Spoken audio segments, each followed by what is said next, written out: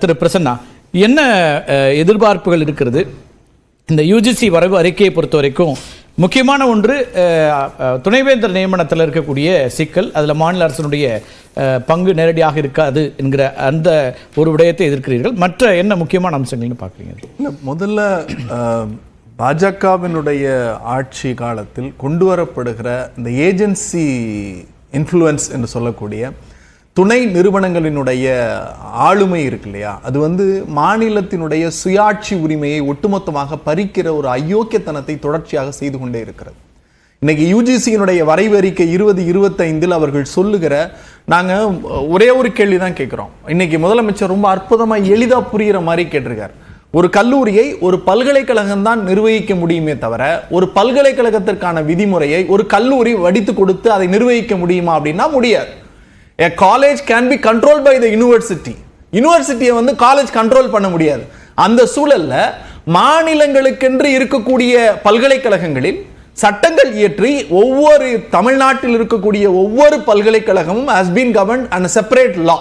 தனி சட்டத்தின் அடிப்படையில் நிர்வகிக்கப்படுகிற பல்கலைக்கழகங்கள், தனி சட்டத்தின் அடிப்படையில் நிர்வகிக்கப்படுகிற பல்கலைக்கழகங்களை ஒரு கமிஷனோ அல்லது ரூல்ஸோ ரெகுலேஷனோ ஓவர் ரூல் பண்ண முடியுமா அப்படின்னா முடியாது, சட்டப்பூர்வமா முடியாது.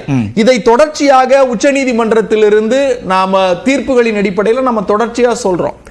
இவங்க கொண்டு வரக்கூடிய எல்லா நிகழ்வுகளையும், நான் இந்த நிகழ்வின் அடிப்படையில் நான் மேதகு ஆளுநராக இருக்கக்கூடிய தமிழ்நாட்டினுடைய ஆளுநருக்கு ஒரு கேள்வியை வைக்க விரும்புகிறேன். ஒரு குடிமகனாக ஒரு கேள்வியை வைக்க விரும்புகிறேன்.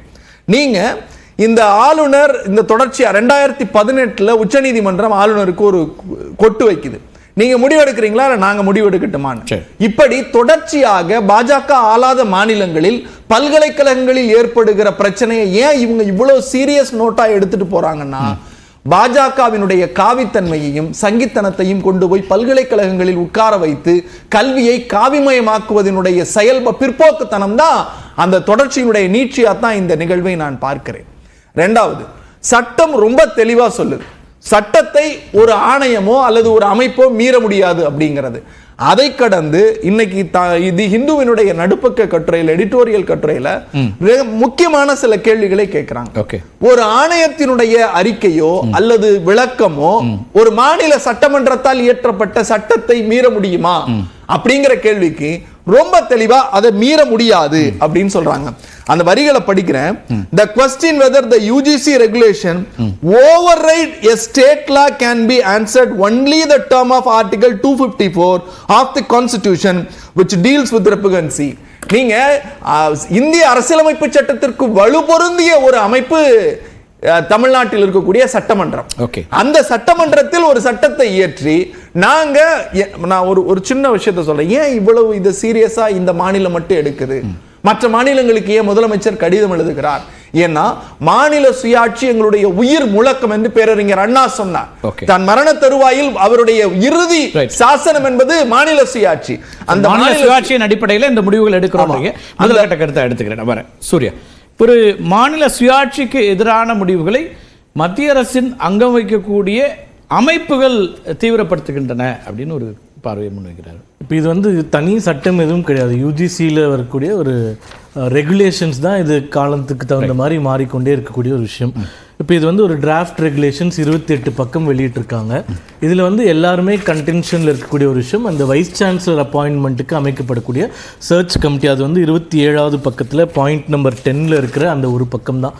அப்போ இந்த 28 பக்கத்தில் மீதி 27.5 பக்கத்தில் இருக்கக்கூடிய எந்த விஷயத்தோட மெரிட்டு டிமெரிட் எதுவுமே நம்ம பேச முடியாமல் போயிடுது. முதல்ல நான் சொன்ன மாதிரி இது ஒரு டிராஃப்ட் தான். இதுக்கு மாநில அரசாங்கங்கள்லேருந்து அமைப்புகள், கல்லூரிகள், பல்கலைக்கழகங்கள் எல்லாருமே அவர்களுடைய கருத்துக்களை கொடுத்த உடனே அதுக்கப்புறமா ஃபைனலாக வரக்கூடிய ரெகுலேஷனில் ஒருவேளை இதே ஷரத்துக்கள் இருந்தால் நிச்சயமாக நம்ம இவ்வளோ எதிர்க்க வேண்டிய அவசியம் இருக்குது.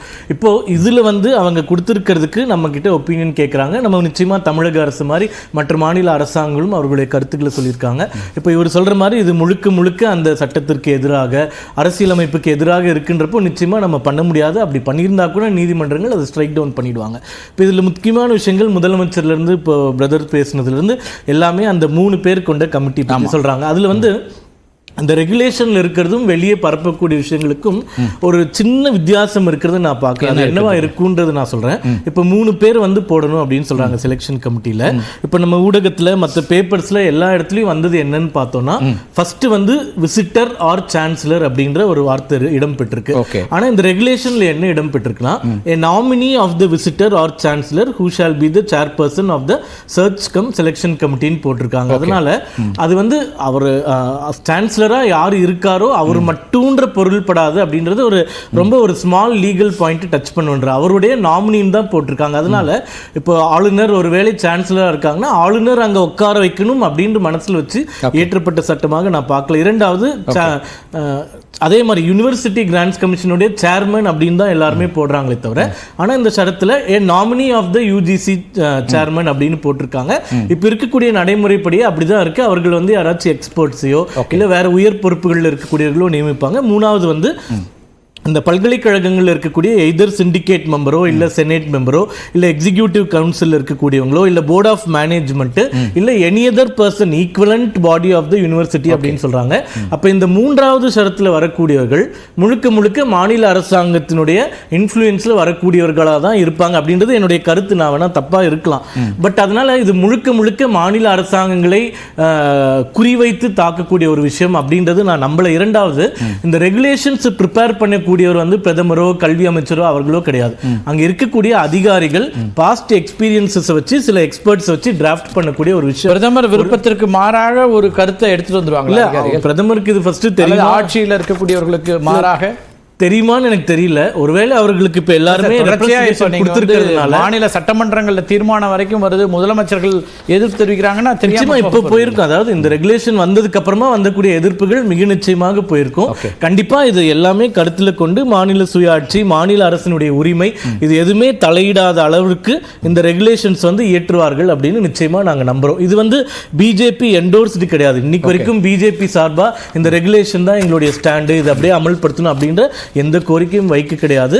இதுல எங்களுக்கு கூட கட்சியா வேற நிலைப்பாடுகள் கூட இருக்கலாம். அதையும் நிச்சயமா நாங்க வந்து இல்ல அது இன்னும் அபிஷியலா அது சொல்ற கட்டத்துக்கு நாங்க வரல. நிச்சயமா எங்களுக்கு இருக்கக்கூடிய சில அப்ஜெக்ஷன்ஸையும் நாங்க வந்து யூஜிசிக்கு அனுப்புறதுக்கு கல்வியில குறிப்பா உயர்கல்வியில காவிமயமாக்கக்கூடிய முயற்சி அதுதான் இதையும் பார்க்கறோம்னு பிரசன்னா ஒரு குற்றச்சாட்டு. நான் தான் சொல்றேனே, தமிழகத்துல வந்து மத்திய அரசை எதிர்ப்பது வந்து ரொம்ப ஒரு ஆல்ரெடி சக்சஸ்ஃபுல் காக்டெயில் ஃபார்முலா. அதனால எந்த ஒரு விஷயத்திலையும் மத்திய அரசு எதிர்ப்பு போட்டு நம்ம சொல்லிட்டோம்னா அது எலக்டோரலியாவும் அவங்களுக்கு பெனிஃபிட்டா இருக்கு. அதனால மீண்டும் மீண்டும் எல்லா விஷயங்களையும் நான் சொல்ற மாதிரி இதுல பல நல்ல விஷயங்களும் இருக்கு. பல விஷயங்கள்ல ரூல்ஸ் வந்து ரெகுலரைஸ் பண்ணியிருக்காங்க, ஈஸி பண்ணியிருக்காங்க.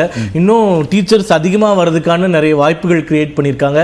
கிட்டத்தட்ட நியூ எஜுகேஷன் பாலிசியோட ரெப்ளிகாவை தான் பார்க்கிறோம். அதுல வந்து ஒரு 2-3 விஷயங்களுக்கு நம்மளுக்கு எதிர்ப்பு இருக்குன்றதால புதிய கல்விக் கொள்கையே தமிழ்நாடு உள்ளிட்ட மாநிலங்கள் ஏற்காத போது அதனுடைய ரெப்ளிகாவா இருக்கக்கூடிய யூஜிசி வரைவறிக்கை அப்படிங்கறதும் ஏற்பக்கூடியது இல்லைங்கிறத நான் புதிய கல்விக் கொள்கையில சில விஷயங்கள் ஏற்புடையதா இல்லாம இருக்கலாம். ஆனா பல விஷயங்கள் ஏற்புடையதா இருந்து இன்னைக்கு அமல்லையும் வந்துருச்சு. அது வந்து ரெகுலேட்டரி சம்பந்தமான விஷயங்கள். ஏன்னா 20 வருஷத்துக்கு முன்னாடி வந்த கல்விக் கொள்கை 38 வருஷத்துக்கு முன்னாடி சின்ன சின்ன ப்ரொசீஜரல் சேஞ்சஸ் அட்வான்ஸ்மெண்ட்ஸ் எல்லாம் நம்மளுக்கு தேவைப்படுது.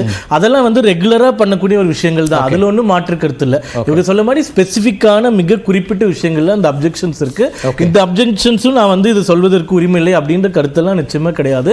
இதுல வந்து இது ஒரு டிராஃப்ட் தான். இதுல வந்து எல்லாருக்கும் கருத்தை சொல்வதற்கான ஒரே ஒரு கருத்து, இவர்களுக்கு உண்மையிலே இதுல வந்து மாநில சுயாட்சி பாதிக்கப்படுதா இருந்தால் அப்ப அந்த சர்ச் கமிட்டியில யார் யாரெல்லாம் இருக்கலாம்ன்ற இவங்க சஜஷன்ஸ் கூட நிச்சயமா இவங்க பரிந்துரைத்தா அதை அவங்க வந்து கேட்டுக்கிறதுக்கும் வாய்ப்பு இருக்குன்றதுனால இன்னும் டெக்னிக்கலா நீங்க ப்ரொபோசல் கொடுக்கணும் அப்படின்றது என்னுடைய கோரிக்கை. பிரச்சனை